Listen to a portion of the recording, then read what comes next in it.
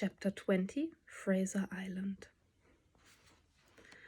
Fraser Island is the biggest sand island in the world.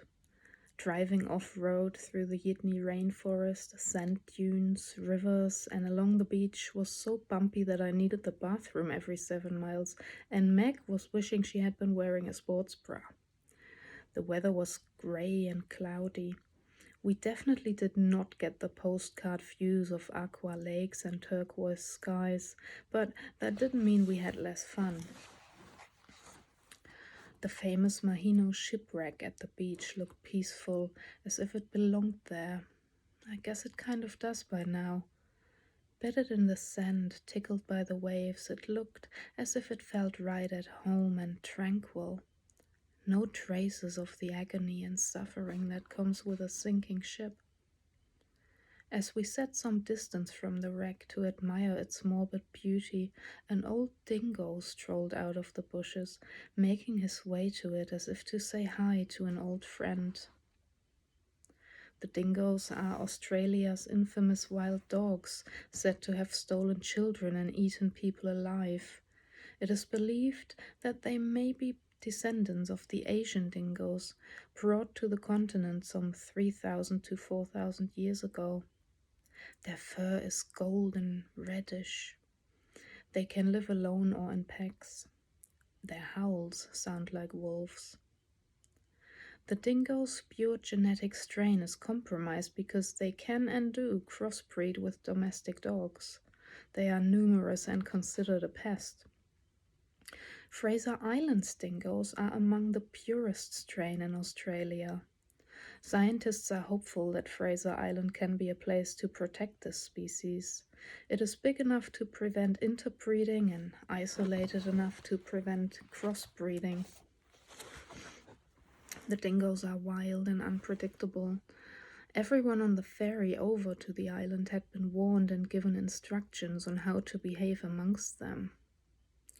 Dingoes are hunters and scavengers. They eat anything from berries to wallabies, and of course they always look for food that comes easily. So everyone had been warned to store their food away safely, not that we had that problem with our meager supplies. We enjoyed the sight of those proud and elegant creatures and didn't feel threatened in the slightest. It was as if they did not see us. In the evening, we found a beautiful spot to make camp at what was called the Champagne Pools near Indian Head. We pitched our tents amongst some dunes close to the shore. We were protected from the wind that way, but could still hear the sea. Sandra always slept in her own tent, and Meg and I shared a tent ever since the Congo campground.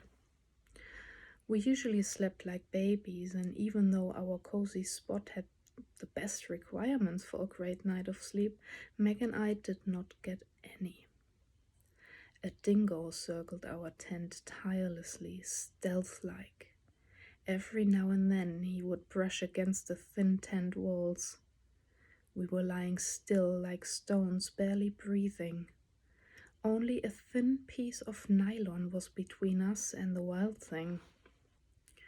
After half an hour, which seemed like 5 hours, he gave up his quest for food and left our camp.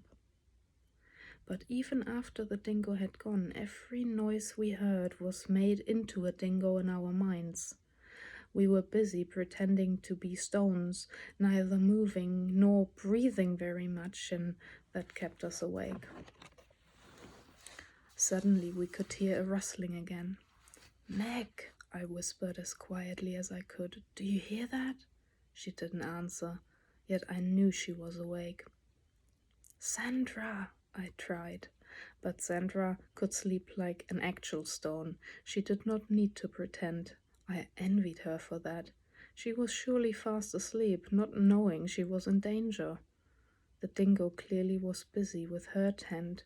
We could hear it rustle purposefully. "Meg," I said again, "we need to get to the car." "Are you crazy?" came her answer at last. "I'm not going out there." As if the tent walls offered any protection at all. So we lay there pretending to be stones.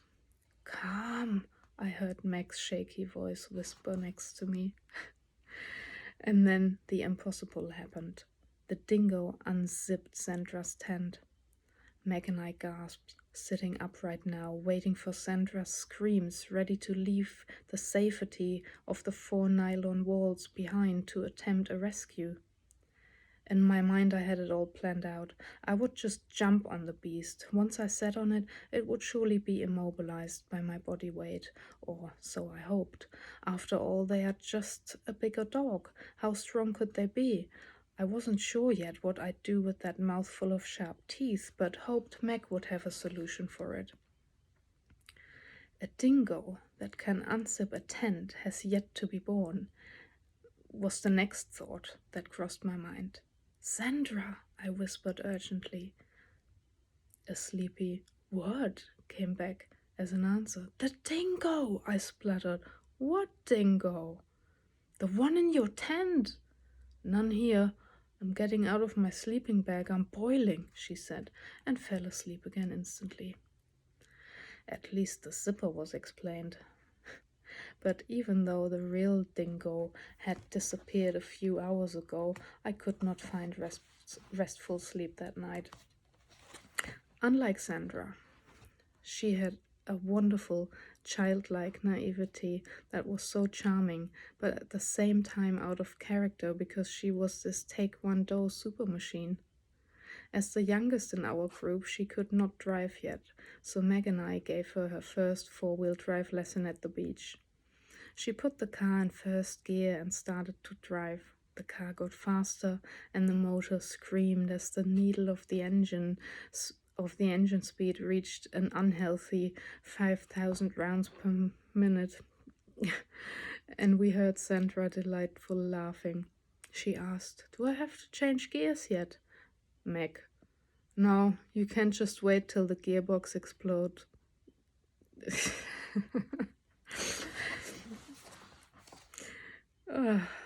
Meg would make an excellent driving instructor. Whee! Went Sandra as she put in the next gear. She was delighted with all the buttons she found, and pressed them like a 5-year-old would. Whee! She went again. It would be time for the next gear, was all I thought.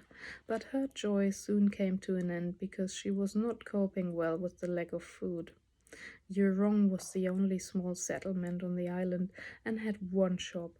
Sandra bought heavily overpriced pasties, and we nearly missed the ferry back because of it.